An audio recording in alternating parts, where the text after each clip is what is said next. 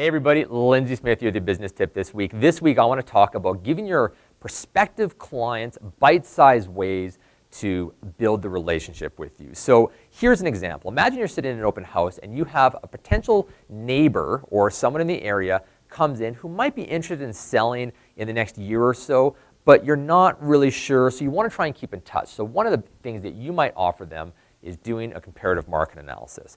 Well, if you say to them, hey, listen, I'd love to swing by, maybe I can have a look at your home and I can do a market analysis for you, you really need to step back and hear what that sounds like in this prospective client's mind. So you want them to agree to have you, a stranger, come into their home for an hour, maybe an hour and a half, potentially give them a sales pitch, much like I think of a timeshare pitch that they might be agreeing to here, for the value on their most prized possession, something that is worth the most in their life, and you want them to agree to trust you with that, someone they just met.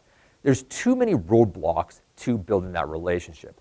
What I recommend is start off with something small. Start off by asking them, hey, the easiest way to start by assessing the value of your home is by getting the last 3 to 6 months of the last homes that have sold in your neighborhood. And if you get that list, you can start to sort of compare different values. This is the information that we use as realtors to price your home. Do you want me to fire that off to your email? And it's an easy way to sort of get the next step of the relationship going. From there, you might call them up to follow up on that piece of information and say something like, you know what, I'm going to be in your area next week previewing some of the homes.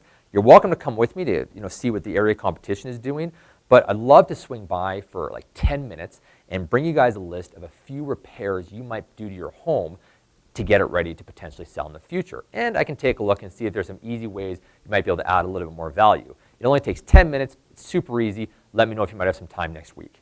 And again, a 10-minute appointment versus a 1-hour appointment is a lot more palatable. You can do the exact same thing with buyers by sending them a little bit of information or just letting them know you're going to be in an area, so if they want to come in and preview some homes with you, they can kick some tires and have no obligation.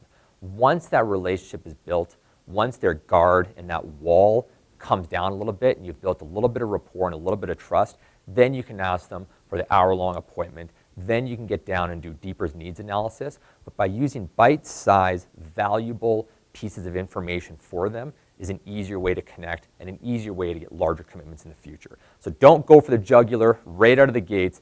Build the relationship, buy them a drink before taking them out on a date, and you'll have a lot more success. That's your business tip this week. All the best in doing a ton of business for the rest of the year.